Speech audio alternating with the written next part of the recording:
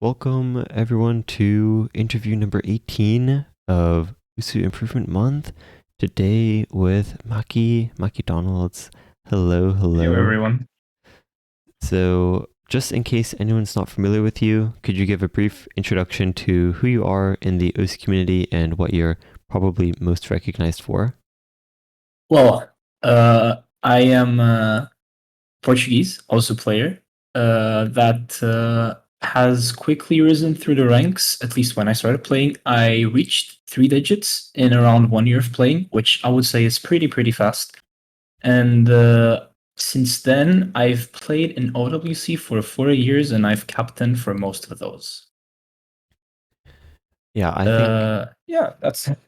I guess more recently, the map of Glory Phase. Sure, we can add that one in, even Oh, if the that's map right. is definitely not something.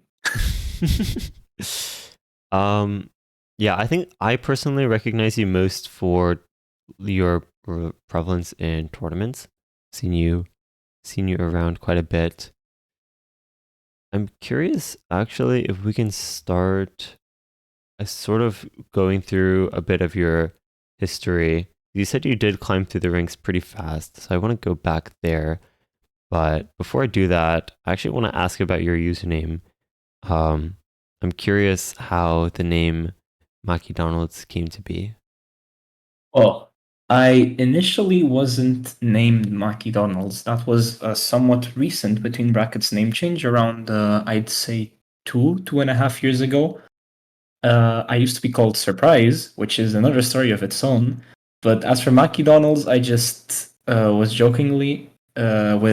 joking with my friends. I said, "Oh, I'm gonna name change to My Angel Maki, which is a Love Life character, and it's just one of my favorite Love Life characters." And basically, the only reason I ever got into Osu and even like anime related stuff and all that, so I just name changed to that. And after that, we had this joke going around, oh, Maki Donalds. And someone just said, oh, if you name change to Maki Donalds, I'll literally pay for it. And Oh, there we are here.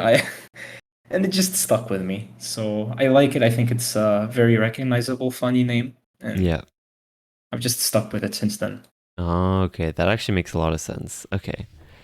So, yeah, going back all the way to when you found the game. So I guess you found it through Love Life stuff, but you joined in January 2018. So can you walk us through the earlier days and earlier times of you playing Osu? Well, you mentioned joining through Love Life stuff, and indirectly, I'm guessing that's it because I had installed the Love Life game on the mobile phone at the time, which was recommended to me on the Google Play Store page, and I started researching a bit of that on YouTube and all that, and eventually some anime stuff started appearing in my recommended. And one of those was Wubofof's video on Also Impossible Map, like the one with Ronald McDonald and all that. Ah, So that's what introduced me to the game. I was like, this wait. seems fun. I'm gonna give it a try. It goes full circle because now your It name is goes full circle. McDonald's. It goes full circle. That is pretty funny, yeah. So from there, you found the game for the first time, and did you play actively from your first moments in the game, or did you kind of drop it and then come back? I pretty much dropped it for around 5 months, and then I started really going for it. I was just playing like on and off, very low play count per month as well, just getting my feet in the water. I think if you go check my graph on my profile, even it might be pretty noticeable there. Yeah, it definitely is. You had like And 200, there's a 3. big ass play. Yeah. Yeah, we went from like 200, 300 play count in the first few months all the way up to 2000, and you basically averaged between 2000 and 3000. So what exactly made the game so intriguing at a certain point, and like what was, I guess, the most captivating part of the game? I was always a very musically inclined person. Uh, my dad is part of a music group, and since I was very little, I used to tour between brackets with them. Whenever there was like a show where they were performing, I would just go and I would interact with all of that. So it eventually led me to be in the music group of myself today. and it was just a rhythm game. It seemed fun as well, just like the variety of music, and it's just nice because I think it shaped my music taste for today as well.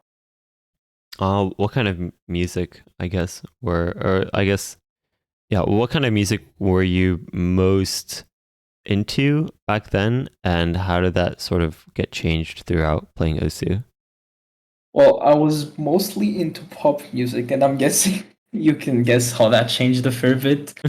Uh, I now mostly listen to metal stuff, and that's pretty much it. Just metal and, for example, math rock as well. It's pretty alright. Polyphia stuff. And just but the uh, music group I'm in is actually not related to any of that. It's mostly Portuguese music, which is somewhat traditional, but it's a university related thingy. And I think it's ah, pretty fun still. sounds like fun. So from there, I'm actually curious how you got into mapping as well. So at what point did you really start making maps? Well, for starters, I think most people, if not everyone, has had that one point where they're like, I want to try mapping. And then they try mapping, and then they suck. Yeah, that's where everyone starts. That's where I started as well. And just in general, I started around like uh 7 to 8 months after I started playing the game. And you can imagine the maps were not very good, but I kept on like very non-actively mapping up until a certain point where um, I got accepted into mentorship with Jonathan LFJ, and since then I've been pretty active in terms of mapping. Oh, the mentorship program. Can you describe a bit about what that program is in case anyone doesn't know it? Well, the mentorship program is something that I'm pretty sure is officially supported. Like it shows up in the OSU main page, right? Yeah, it does. Okay. And people can just apply for overall or for specific mappers, and then the mappers will go over your maps, will go over, they might even speak with you and all that to check if like you're a good not necessarily a candidate, but like someone they would want to interact and help, right? Right, right. uh, and then you just get to get some help from someone that's already fairly experienced in mapping. For example, my case was LFJ, which is probably one of the he's the oldest standing member in the Beatmap nominator group, and he's probably one of the oldest active mappers in OSO for sure. Yeah. Yeah, I would, yeah, that definitely checks out. Yeah, that makes sense. So, well, someone sent in a question through the forum. They said, "Is it hard to be a good player and mapper?" I think really what they're talking about is like, how is it balancing both gameplay skill as well as mapping skill? Honestly, it depends on how much time you have. I would not call me a necessarily good mapper, but considering the question, I think it's just finding the right balance in terms of playing and mapping because it's all about time. If you don't have time, it becomes way harder. I used to have time. Now it's tougher for me since like 1.5 years ago because I started university. And man, it's such a time, not waste, just consumes your time Yeah, basically. yeah, definitely a And time because you sink. have to study, times, that's the correct word. Thank you, man. Yeah, you just have to balance everything. The thing that makes it harder for me as well is I'm a pretty slow mapper, so I just end up taking so long on a single map on a single difficulty, and man, it's just tough. Yeah, actually, someone did send in a question, not specifically to you, but I'm curious your perspective on this. They asked about sort of time management between college stuff as well as sort of being active within the OC community and just sort of having a schedule, and especially since you're playing in a lot of tournaments. I'm not sure if you're playing in the World Cup this year. I actually haven't Uh, checked that or not. let's not talk about that one. Oh no, We don't wait, what happened? Portugal, no Portugal, man. We don't speak about World Cup. Oh, okay. Well, No, Aside, it's fun. It's a touchy topic for us because one year we were seed 33 and that's stuck with us since then and we still haven't qualified for a World Cup a single time. no. I'm still really, really looking forward to try and pushing Portugal through. But it's tough. This year we were Oh, like 46, sadly. no. Okay, Yeah. well, aside from that, just sort of generally, if you're ever playing tournaments or if you have like mapping or like a modding queue to get to, there's all these like OC related things, being able to balance that with college stuff and other things that are going on in your life. Do you have any strategies that you use for time management? Well, I do have some strategies, yes. I have not very strict, but I do have a schedule where I try to at least set the things in stone where I want to spend time on and I know I have to spend time on so I don't procrastinate. And I start doing the things that are like flexible in time. After I do the ones that no, I'm messing up. What I mean to say is that I try to organize stuff in a way that I know that I will have to do something else after, so I don't procrastinate the stuff I'm doing at the moment. For example, if I set myself to practice a map pool at 8 p.m. and I set myself to study at 6, I know I cannot procrastinate from 6 onwards because I will have to practice a map pool at 8. Okay, that makes sense So actually. basically, just setting a time frame for stuff is pretty alright. I've found that helps me a fair bit. But you just have to manage everything, which is the tough part. I don't think you should put yourself into too much stuff as well. If you see you're not gonna have time for 5 tournaments each weekend, just don't sign up for 5 tournaments. Don't just play Oh, one or two. It's completely fine. yeah, That's exactly what I'm doing right now. I don't have much time for many more, sadly. so on the topic of kind of balancing gameplay and like making sure you're not, I guess, losing your skill level too much, someone did send in a question specifically to you. Someone named Meki, who's also from Portugal, and they asked, well, they said, I feel like I'm losing all my aim and speed and overall skill every day. Before you say just play more, I'd like to add that I play Osu for around 8 hours per day. Is there really anything I can do to stop losing skill?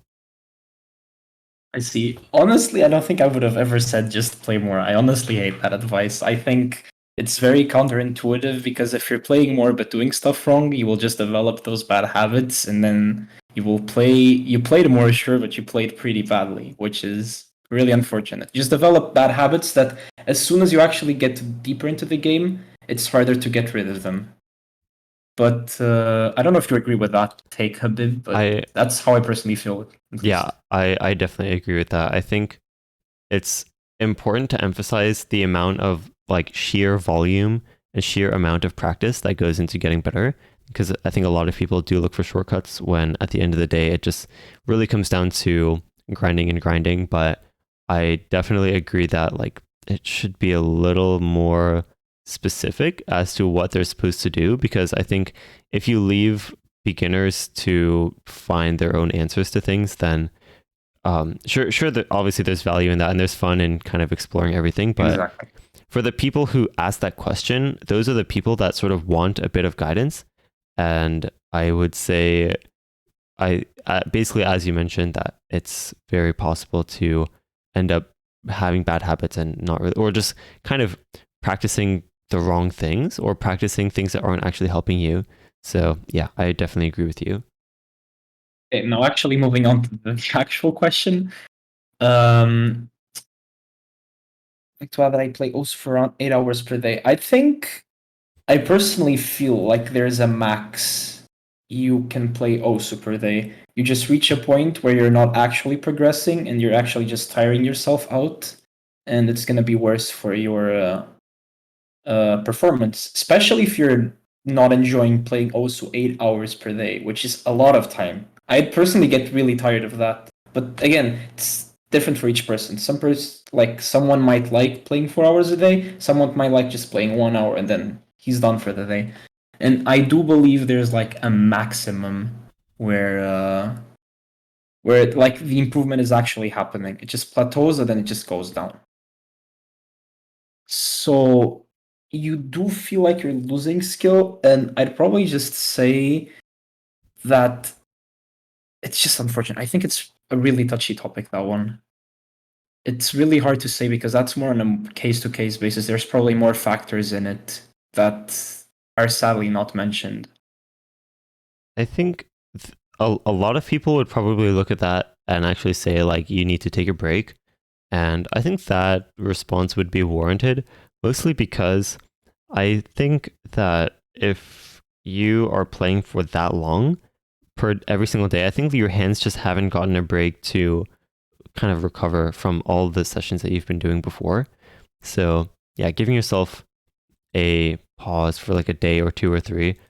And also, I would say it helps to, well, I'm not sure what difficulty maps this person is playing, but make sure your sort of like techniques and fundamentals are all in a solid sort of spot, Pretty because much.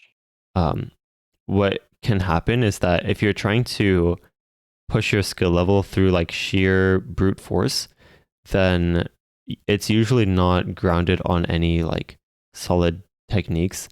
The best analogy here is probably like if you're studying math and you just memorize equations and it's all sort of in your short-term memory, but you don't actually like understand the concepts intuitively, then you can take a break for like 3 or 4 days and you basically have to relearn absolutely everything. As opposed to if you sort of study the concepts and understand a bit more about like why things work the way they do, regarding this math analogy, then like you should be able to like solve all these equations and come up with the answer yourself without needing to memorize much at all. And basically the same, like the principle there is like fundamentals basically, and that pretty much applies to every activity, including OSU. So that's Having good really, fundamentals is insane. yeah. But Do you I want think to it elaborate a just bit on that? go on. Oh, on the fundamentals, I was just gonna say that I think it all just somewhat circles back to what I was saying of there's an amount of time where I think it's just too excessive to play that much, and you just gotta find your like your limit basically, where you just stop feeling as good about playing and you're not seeing any noticeable improvement, or you're even noticing, like as you mentioned, skill downgrade to say so. Yeah. And taking a break is a good option as well, of course.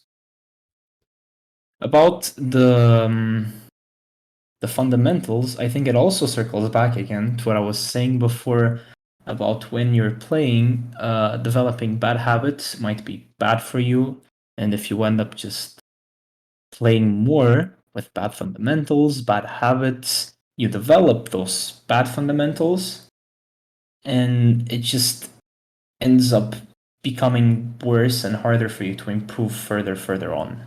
That's what I'd say, at least. I think very good bases are really, really important. Yeah. I almost imagine it like digging yourself deeper and deeper into a hole where if you're reinforcing certain habits like that, then it can just take longer and longer to get out of that. So how do you know if your technique or fundamentals, or if you're kind of digging yourself into a hole? Like, how do you know if that stuff is bad? I think that is very tough for one person to do without proper experience in the game, which is the case for most people. Luckily, there's a lot of really good resources online for that. There's also the coaching system as well, which I believe can help you get rid of those and develop the better fundamentals. But it's really tough to do on your own if you do not have the experience on the game, I'd say. I've definitely been there, and I was lucky to have got some help from my friends. But I know not everyone is in that same situation, of course.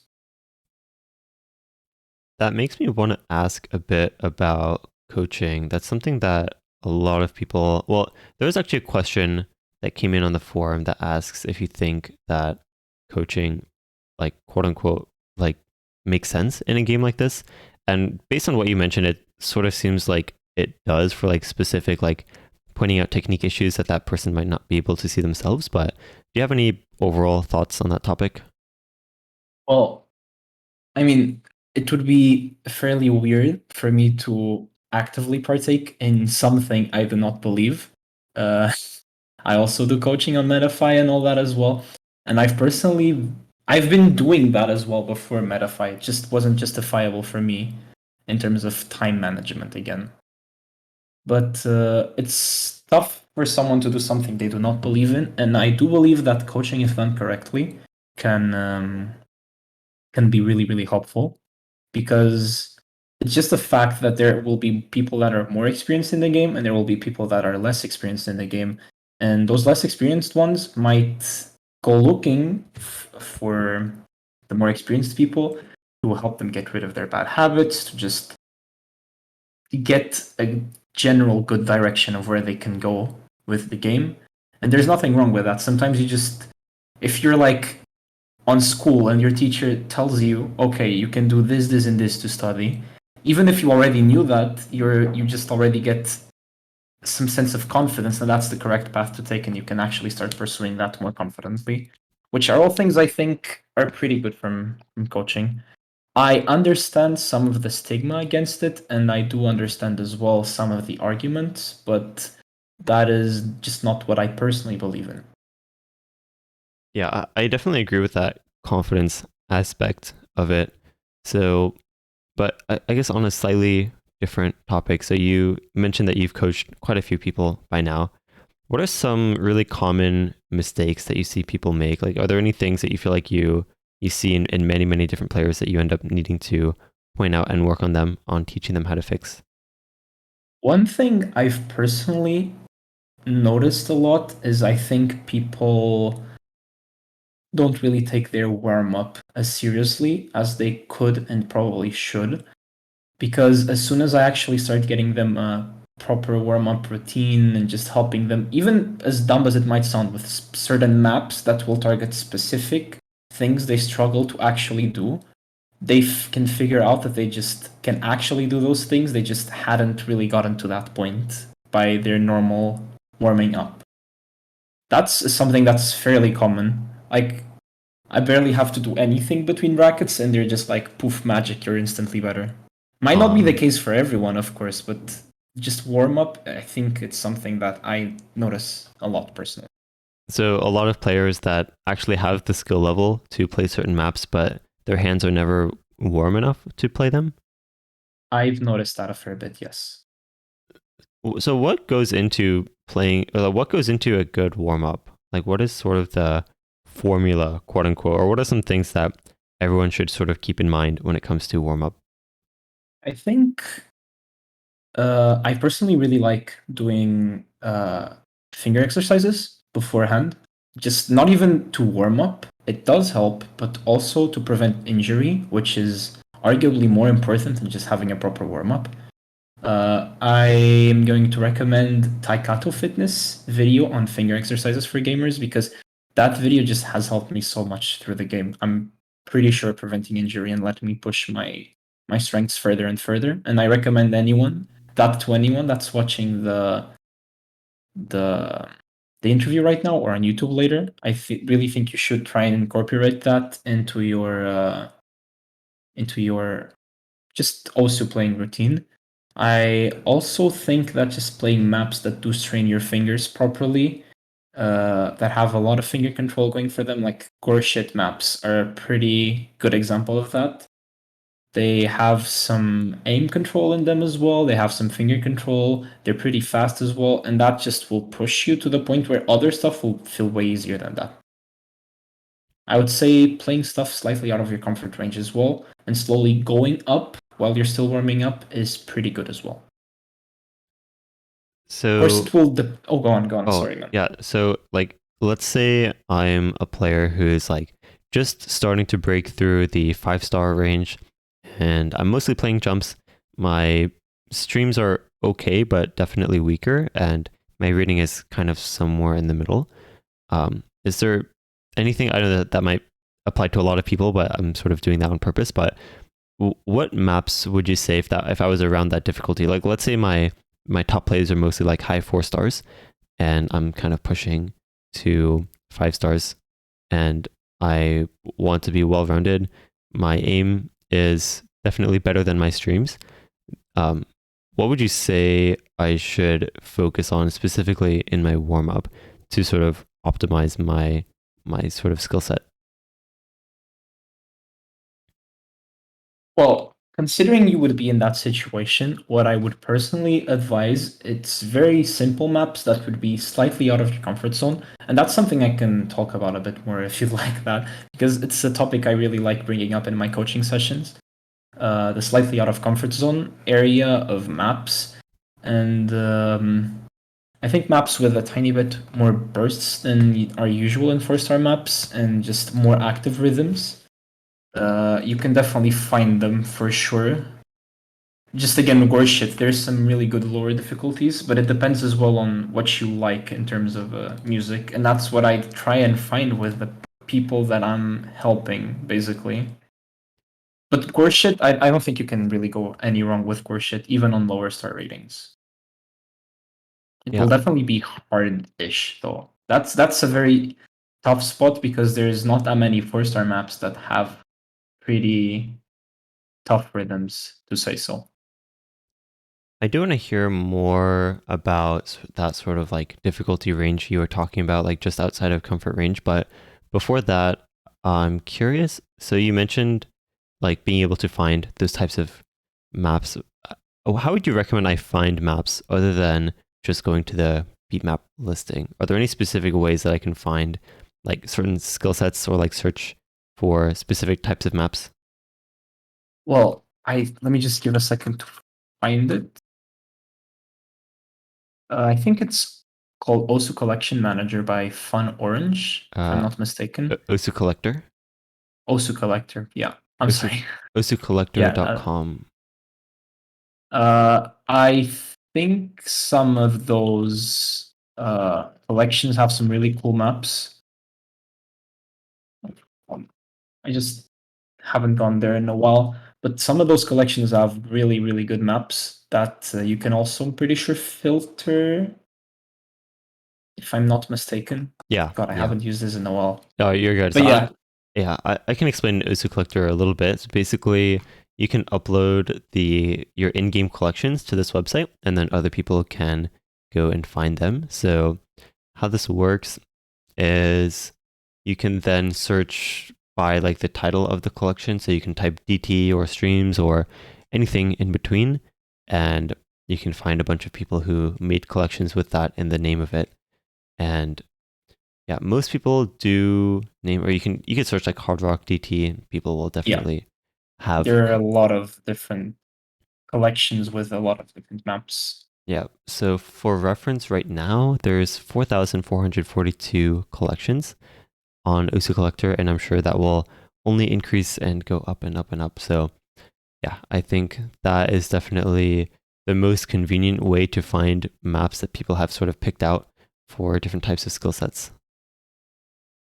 Something as well you could try and do, which is at least what I personally do when I'm trying to push my certain skill sets, is find tournament map pools around your skill range and check the maps on those. If it's like a fairly decent tournament, the map should be pretty good and they should help you push towards improving those skill sets. Yeah, and the Usu Collector website does have a section for tournament map pools, although there's not too many here. I do want to shout out for anyone who's really looking for a lot of tournament map pools, is that on towards the top of my OC user page at Digital Hypno, I have some map pool databases that someone made. That's basically just like database dump of a crap ton of map pools. So yeah, just throwing that out there for anyone to find more tournament map pools. Let me just. I actually have another one Oh, really? here. So I just want to check if yours is actually the same as the one I was gonna send. Oh, sure. I'm not finding. But yeah, it seems like finding maps that really target specific skill sets. Like, I actually think it sounds obvious, but a lot of people actually struggle just to find like certain maps. And I think really what tournaments are helpful for doing is showing you skill sets that you sometimes didn't even know it really existed, which is obviously really important, especially if you're someone who wants to become really well rounded as a player. So, yeah. And as you mentioned, basically taking some of those maps and incorporating them into your warm up and doing maps that are slightly easier to get started with. And Yes. also the Taekwondo Fitness video that you mentioned, that's called Hand Exercises for Gamers.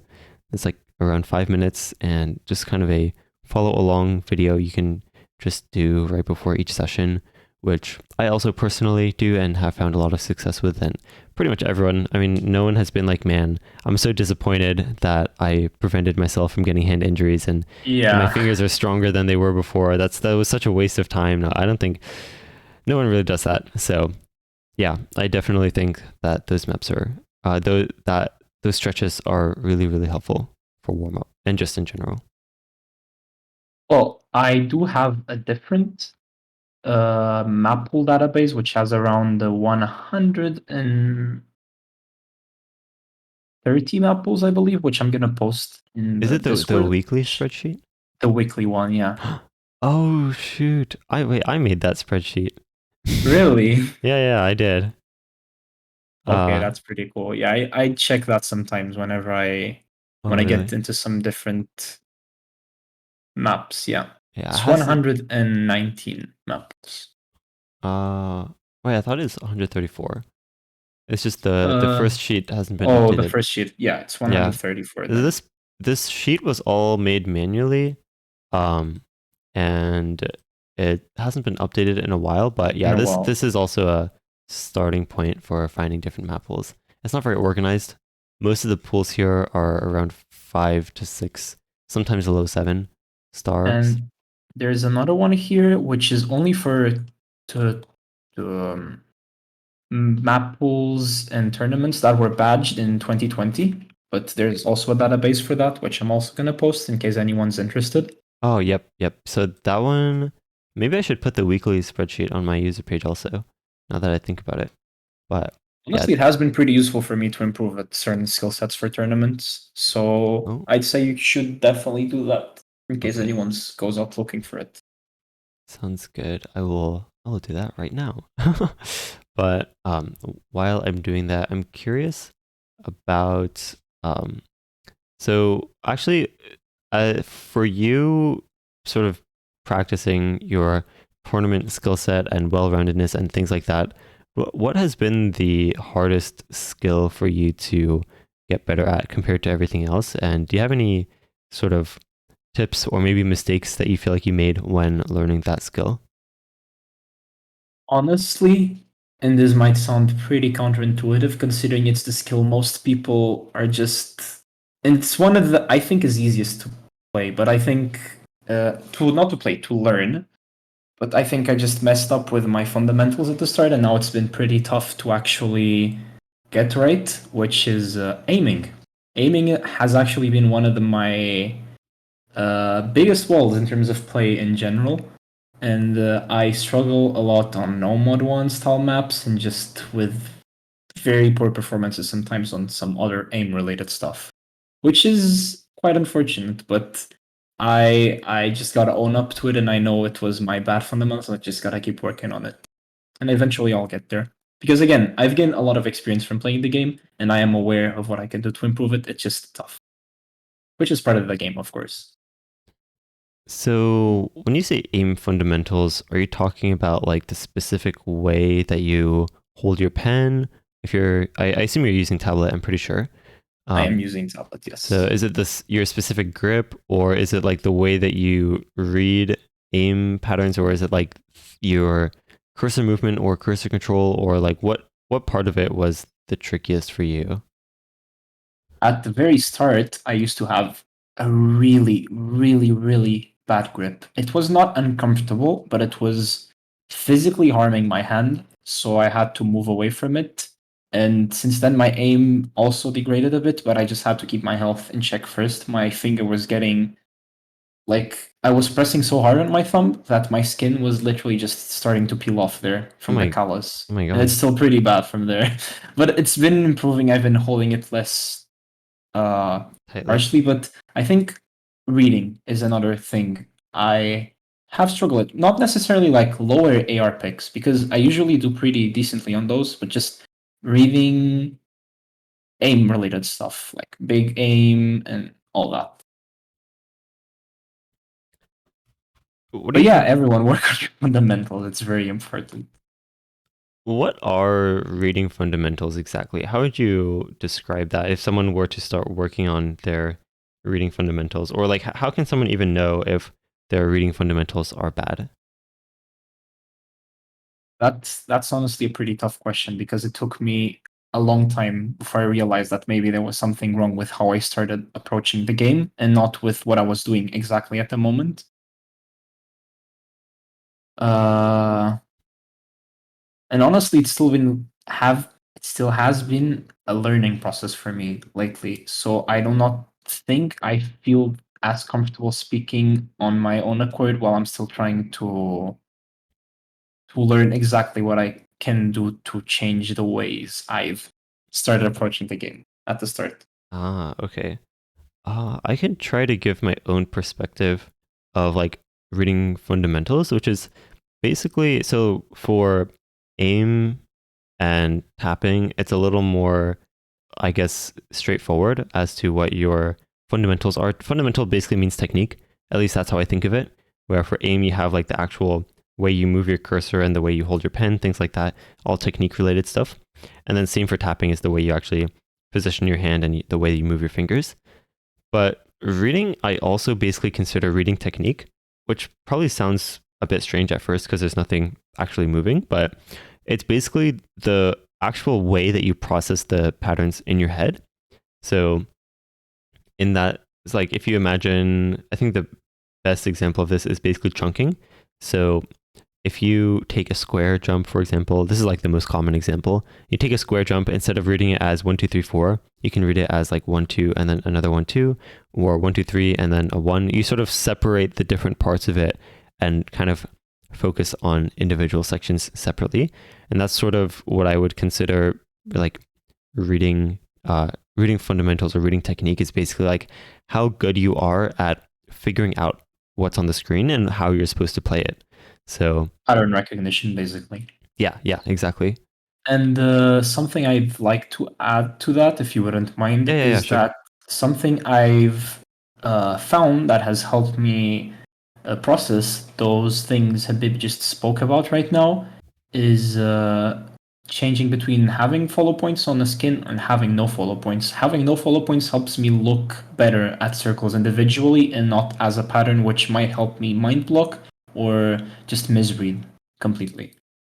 Oh, for sure. Yeah, experimenting with your skin elements and just kind of For sure. looking through many different skins out there. You can basically just Google Osu skins.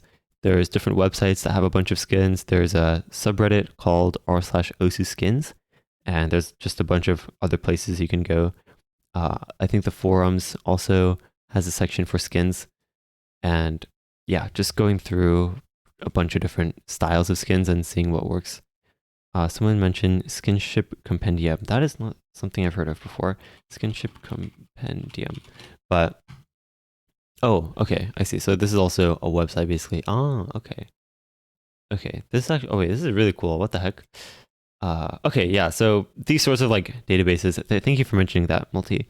I did not know this existed, but That was honestly a pretty new thing for me as well. yeah. Okay, this is actually very helpful. Um, so yeah, that is that. And so, aside from skin related stuff, are there any strategies that you have personally used while you're still improving reading? Because I think that advice might actually be more helpful for someone who's kind of in a similar situation to you. Well, I've personally tried doing the no follow point approach, which has been helpful on certain kinds of maps and all that. And I've also tried slightly lowering my AR on more difficult maps while keeping no mod on.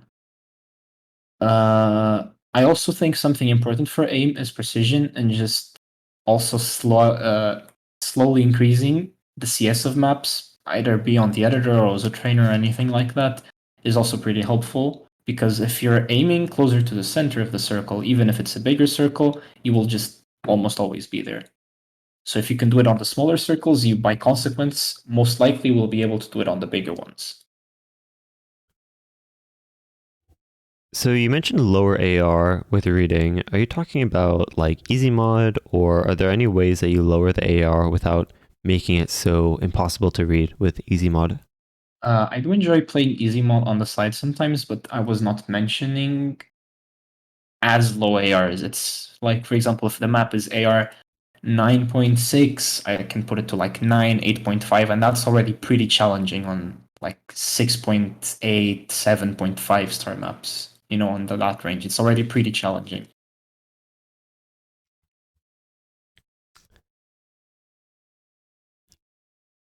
Yeah, I think another thing that's important to mention for lower AR is OC Trainer.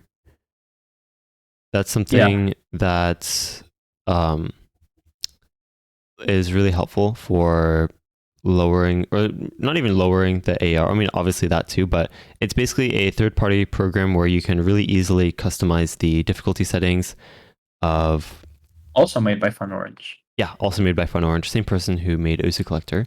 But you can change the difficulty settings very easily, but also you can change the speed of a map very easily with that as well. So making sort of custom difficulty of any maps that you want.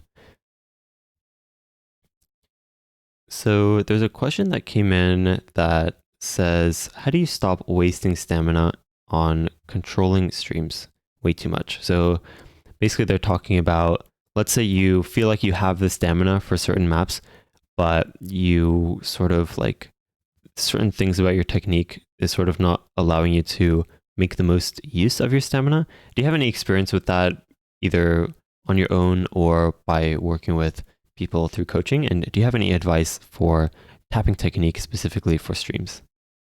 Well, as for tapping technique, I think it's probably uh, the main reason people actually come for help regarding me. Not necessarily the technique, but things related to tapping. And I must personally say I am actually uh, basically took a reset on my tapping to a certain extent because I moved to my university dorm. It's a different one this time around. The table height is different and all that. And all those things do affect your tapping and do affect the way you play and aim and all of that. So I feel like I'm probably readier than ever to speak on this. And personally, it's pretty obvious, I know, but tapping lighter, but not necessarily just barely tapping your keys, just lighter, not bottoming out super hard, will greatly help your stamina. It might be a bit harder to control your fingers at first, but you literally just have to push through that. And if you're tapping decently, not mashing on your keyboard, it will definitely improve and you will be able to tap for longer and maybe even faster. Another thing that has helped me develop my stamina and my speed is by developing good finger control at first on lower BPMs. And while that might sound counterproductive, it's a thing that will develop good technique, hopefully, and in turn will make you control your fingers better, and you will be able to approach speed and stamina in a easier fashion because you already know the controlling your fingers part. So now you just gotta improve it, and that's something I've personally had success with helping other people as well. Yeah, I think that finger control aspect, especially as you mentioned, does sound kind of counterintuitive, but I think that really puts your overall, I, I guess, technique and just sort of comfort over the way that you tap. And I think that can actually help a lot with confidence for pushing yourself to harder patterns as well. For sure. So on a similar topic, someone sent in a question and they said, "Did you ever have a mental barrier talking about mental barrier thinking your speed slash stamina was capped? And if so, how did you overcome it?" Well, I actually, and I think Habib might remember, I did an OSU talk, which is all about mental, a while ago for OSU Yes. University as well, which I do think people should honestly give a listen to, even if it's not related to this exact question right now. I think there's some pretty neat information there, and it should hopefully be helpful for some of you, even if it's not related to this question. But in terms of having a mental cap, thinking, was it that you reached your peak speed and stamina and that you can't improve anymore? Was Yeah. that the question? Yeah, the Okay. question is, did you ever have a mental barrier thinking that it was capped, and how did you overcome that? Well, I have personally never had that. I've had some other pretty bad mental barriers, but that one I don't think was one of them. And it's mostly because I think we're in constant improvement. And if I do think I'm not improving anymore, that just goes against all that I really do believe in regarding also an improvement and all that. So personally, no, I have not been through there. I do understand how someone would be able to go through there, but it's just trying your best to believe that you're in constant improvement and that it genuinely people can improve to such greater heights than they might imagine. I don't think we're at the peak of OSU necessarily as well. I think like people like Emrek and all that will keep on improving. And I'm here for it for sure. What's the So yo, oh sorry. What um were you gonna say? yeah, what's the most important mindset to have when it comes to improving at something like OSU? Well, I think I did mention this in my talk, but I'll just briefly go over it right here.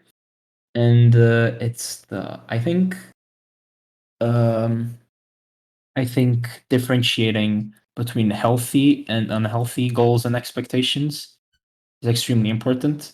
You set unhealthy goals for yourself and you do not accomplish those because they're going to be way too hard for you and all that, you're just going to enter a mental spiral that's just going to be so hard to get out of. And just in general, I think you should set, again, this applies to the maps you play on Oswazal. In my opinion, you can have like outlandish goals and pretty easy goals, but setting those are just going to be slightly out of your reach. That you feel like if I just try a tiny bit harder, I will get there.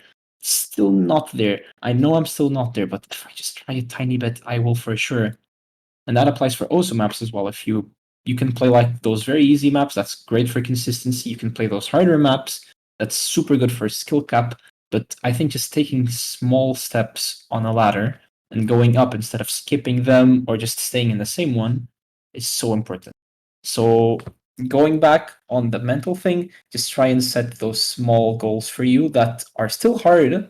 By no means I don't want them to be easy, just slightly out of your reach. Those are amazing and it will just keep you going and going because you will just those ones that are out of your reach will soon become the ones that are staying on the same ladder and you want to keep on pushing and going up that ladder. I think that last point I want to emphasize a little more. You mentioned that the goals that you have that are currently outside of your reach will at some point become your current skill level.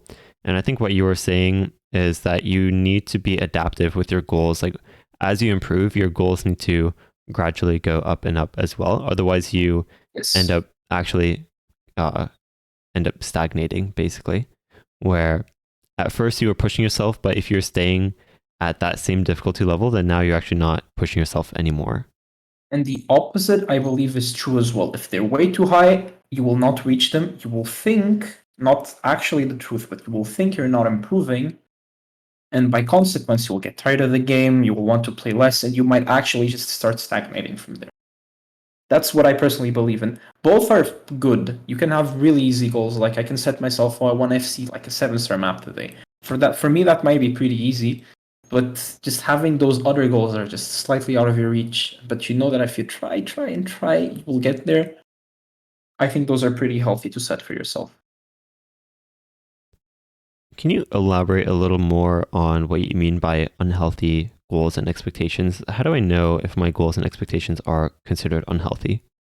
Well, imagine I just set. I think the ones that have a very constrictive time limit in general are pretty bad because even if you get it like 2 days, if you were gonna get it like 1 week after you set your time goal, you might just give up before because you didn't get there in the time that you set.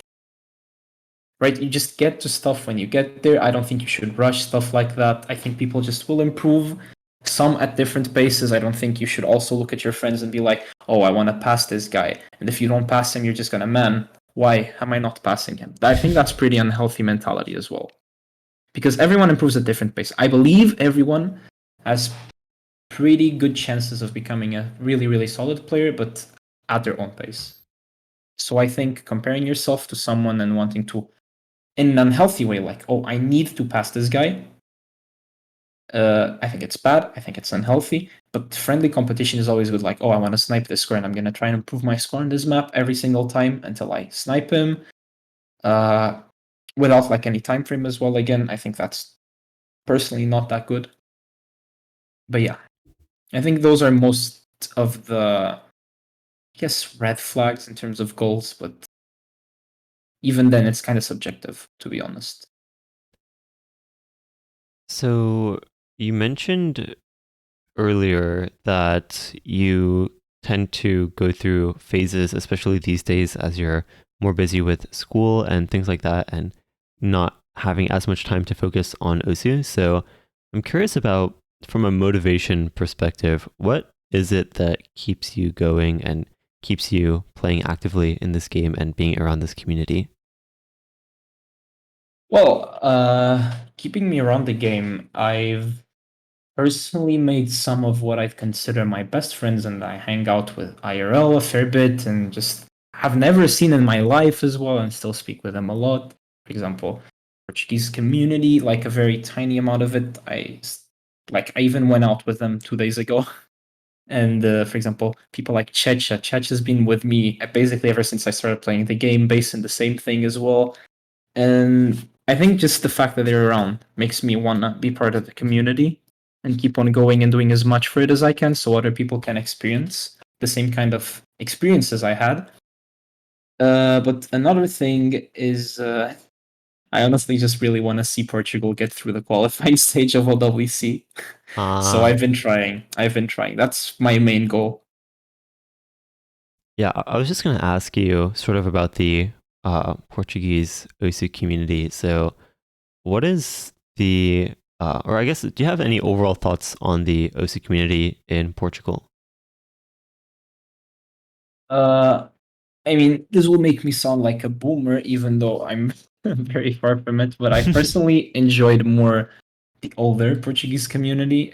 Some stuff, internal stuff, happened, and it's very different from what it used to be.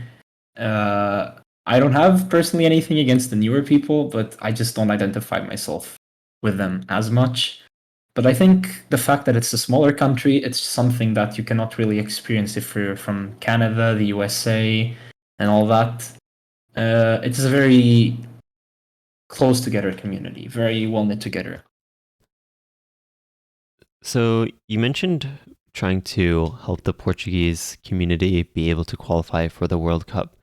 What strategies are you using to sort of strengthen the country as a whole? Because I'm sure there's many other people from smaller countries out there that want to be able to qualify for the World Cup. So are there any strategies that you're using to help the rest of your country be able to reach the, I guess, past the qualifiers of the World Cup?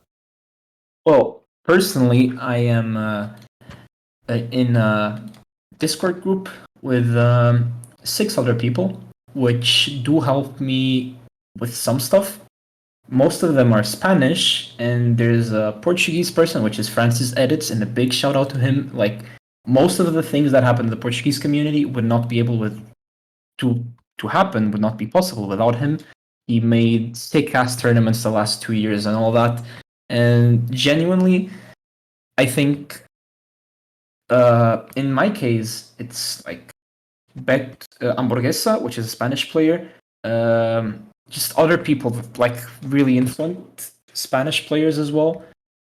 We have a Discord group which we call Improvement Committee, which we organize tournaments, we organize little ideas and all that for the community in terms of like getting new players to join the tournament scene and getting the ones that are already somewhat in the tournament scene to delve deeper and actually improve through those experiences. We organized like a region-based Portuguese and Spanish tournament, like basically on the Iberian Peninsula, around 6 months ago, I'd like to say, maybe a bit less. But yeah, I think organizing tournaments and just actually bringing those people into tournaments with you. I've turned down some bigger Corsair teams and all that just to be able to play with the Portuguese people to actually get them into there. What advice would you give for people that are just getting into tournaments? Are there any really important things that everyone should keep in mind if they're starting to play more tournaments? I think the most important part is you should just honestly have fun. There's people that tournaments are just not for them, and that's completely understandable. People will enjoy different things, and I don't think you should shove down the other person's throat that one thing is objectively better than the other one. I might like tournaments a lot, sure, but player X or player Y might honestly just hate them and just want to get their PP. That's completely fair and valid, I think. Uh, but if you want to get into tournaments, the first thing is you should enjoy yourself, and the second one, just try and practice as best as you can. You don't have to practice the map pools 3 hours a day, every single day of the week. Just as long as you're having fun, it will all go super smoothly, I'm pretty sure. I think the biggest thing that a lot of people encounter when they start playing tournaments is nerves. Is that something that you have either experience with or strategies to help with nerve control, specifically in tournaments, but we can talk about nerve control Oh in boy. single player as well. So you do have a tournament badge where you won the USU Portugal tournament last year. So Yes. having gotten all the way to grand finals and winning an entire tournament, I'm sure you can speak about what the nerves or like how nerves sort of change, if at all, once you reach that sort of level of gameplay. Well, personally, nerves is something that I deeply, deeply, deeply struggle with. I get extremely shaky, and it's honestly hard to deal with. But I think, from my personal experience and from what I've heard from other players, it's not really something you can any easily get rid of. I think it's something you have to start learning how to manage. Your first tournaments might be tough, you might shake a lot more, but I think I shook way harder when I first started playing than what I do now. And I think with experience and with practice, it becomes less of a major thing. But I'm pretty sure if you're very shaky, I'm sorry, man, I feel for you. I'm in the same position, and I think it just stays with you. Maybe it's different from other people, but that's just my personal experience and take on it. And just for single player, I think just grinding the map without many expectations and a lot of times, not necessarily retry spamming 50 times a session, but just playing it. The more you play it and reach the harder parts that get you nervous, the less nervous you will become, because you're more like, oh, I'll probably just miss again here, and then you just don't, and you just go for it. Like, it's something that has happened for me in a couple scores. I was just like, oh, I play this map like 2-3 times a day, sure, but then I just reach a point. Oh wait, I just have seed. Wait, I thought I was gonna miss as usual. You Oh, just start interesting. not expecting that much from you, which is also nice. It's nice to have a, a break of your own mind as well sometimes. I feel like a lot of people, when they talk about nerve control, actually tend to mention like confidence, I guess, and sort of having not really higher expectations, but like, I guess, more trust in yourself to be able to hit patterns. But it kind of sounds like you take the opposite approach where you sort of have lower expectations to where you're like, okay, here we go. I'm going to miss, but not in the sense that you get scared or that you start to get nervous, but you actually, in a sense, like almost, I almost want to say, and let me know if this is accurate at all, but it's like you're kind of giving up without actually giving up. And so you're still trying your best, but with the sort of mentality that like, you're not really expecting much. So that if you do end up hitting the pattern, then it's kind of a nice surprise, but it's not something you really put pressure on yourself for.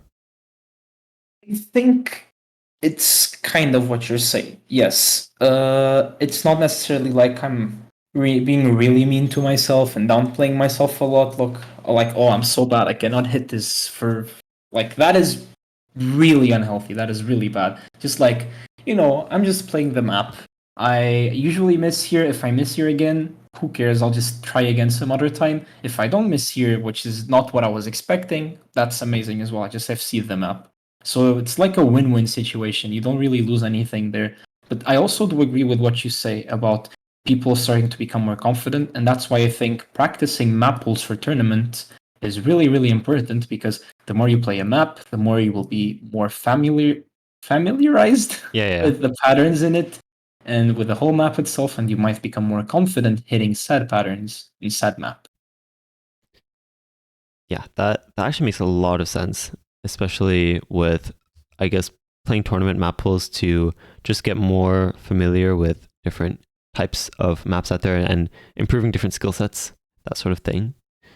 So I think the next thing for tournament play is consistency. Some people find that they can play a map, but it sometimes is like one day they can FC it or nearly FC it, and the other day they can barely even pass.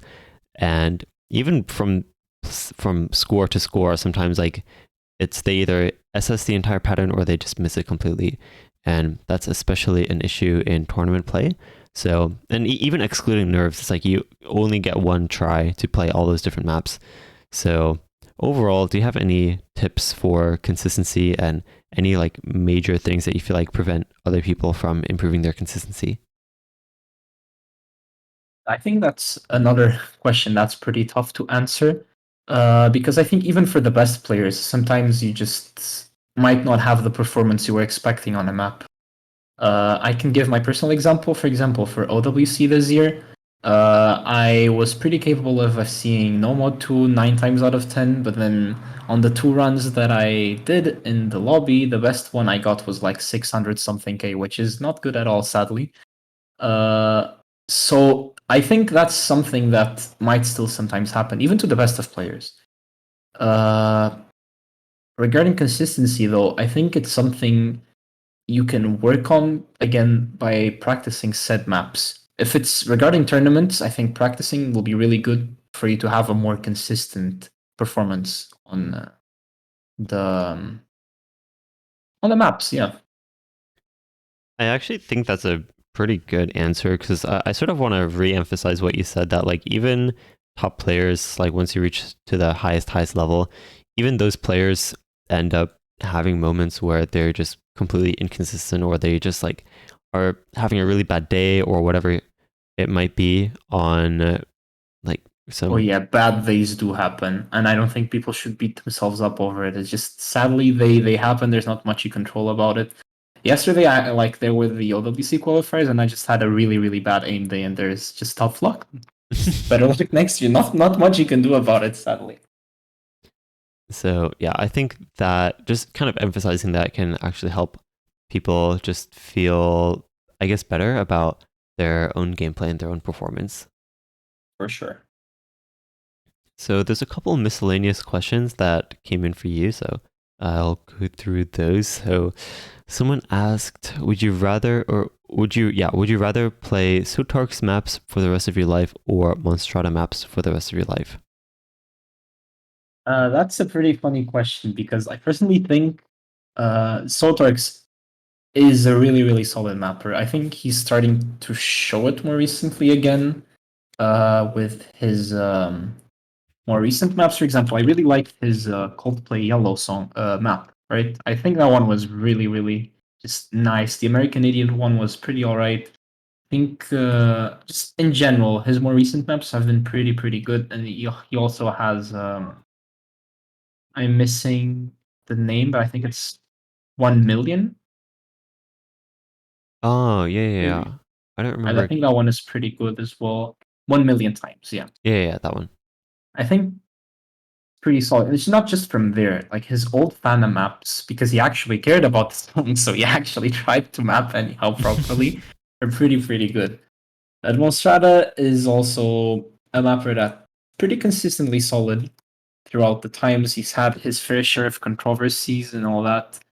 But I personally find Mostrada maps more enjoyable. So I'd probably play only Mostrada maps instead of only Soltrix maps. If I had to give my own answer, it would probably also be Monstrata, not because I think Sotox is a bad mapper, but just because you get so much more variety with Monstrata maps. Yeah, that's pretty much what I was personally thinking. Like, I would have more variety on Monstrata maps, and I would be able to play more different stuff instead of. As much as I hate to admit it, most Sotrix maps are indeed the fairly lower quality PP farm maps. Yeah, and there's definitely some really high quality Sotox maps like you mentioned, but it's just For kind of sure. like it's just yeah. There's so few and far between. So the other question someone sent in, they said, which FPS game are you the best in and what rank are you in that? I think that's a pretty funny thing because I feel like most OSU players are actually pretty decent at FPSs, right? I personally suck. I cannot hold my mouse properly for the sake of my life. If my life depended on it, I would be gone. Oh no. Uh, I I just cannot be very stable while aiming, so I do not play FPSs all that much. I think the one I played the most was CS:GO, and I was probably around, I believe it's Gold Nova something, which is not good at all. But answering the question, yeah, that's it. So, are there any other games that you play actively or that you played actively in the past aside from OSU? Well, it's not necessarily a video game, uh, but I am a very avid player of trading card games in general, Oh, and I currently play Yu-Gi-Oh to a fairly high level. what's your favorite thing about Yu-Gi-Oh? Honestly, I think it's just I just suck with the game because it was the one I had growing up. But the favorite thing I have right now about going about it is the community interaction. I even took three friends of mine, the ones I was mentioning. I went out to a tournament that I was attending on Saturday, and they all said that it was pretty extraordinary how, in even a pretty small country with a pretty small base for those said card games, that there were like 20 people just joining together to play one of their favorite things and just do one of their favorite things together and interact. Oh, that sounds wholesome. So, do you have any, I guess, final thoughts or opinions that you want to share out there, advice or shoutouts or anything like that as we wrap up? Well, in terms of final statements, is regarding also improvement, I think people should just believe in themselves more. I genuinely do believe pretty much everyone, if you're not physically impaired in any way or anything like that, can improve and become a really respectable and really good player given enough time, because everyone will have their different improvement rates. And I think people should believe in themselves more, and they shouldn't really doubt the fact that they can get somewhere. And just that little boost of confidence might be what they actually need to get to said level. So I hope this does help at least someone, at least one person out there. I'd also like to, you mentioned shoutouts, mention, as I said, Checha, that has been with me ever since I pretty much started the game. Met him, met Checha around like 6 to 8 months in after playing. Also, based in Sorex, has also helped me a lot in terms of mapping and was again one of the first people I met and also uh, Francis edits for all the help he's given me in terms of tournaments in Portugal and just getting the community more riled up to actually want to improve overall. And I'd also like to thank Chike or Nahuel for having introduced me to also coaching and actually giving me this opportunity to help a lot of different people. I think that should be pretty much it. But just in general, people just believe in yourselves. That's all. Very well said. Thanks again, Maki, for taking the time to join us and everyone for listening. So, do you have any places where people can find you other than your OSU profile? Well, you would be able to find me on Twitch. I have not been streaming as much considering that I do not have that much time. But on twitch.tv/MakiDonalds, you would be able to find me. You will also be able to find me on Twitter on Surprise177. You would also be able to find me on Metafight, along with a lot of other very competent also coaches if you do think you need that. Uh, I do have a free session that you can just speak with me, and it's mostly to discuss whether I think it's appropriate for you to get coaching and spend your money or not. I wouldn't want anyone spending it in case they feel it's not good for them. And yeah, just my OSU profile as well, where you can keep updated on my scores and my maps as well, which hopefully are enjoyable. All right, awesome. That I think is going to wrap things up. Thanks again, Maki, for taking the time to do this, and everyone for tuning in. And those of you listening live, join us again in around 3 hours for another interview with Ryuk. So look forward to that. But yeah, we will see you all next time.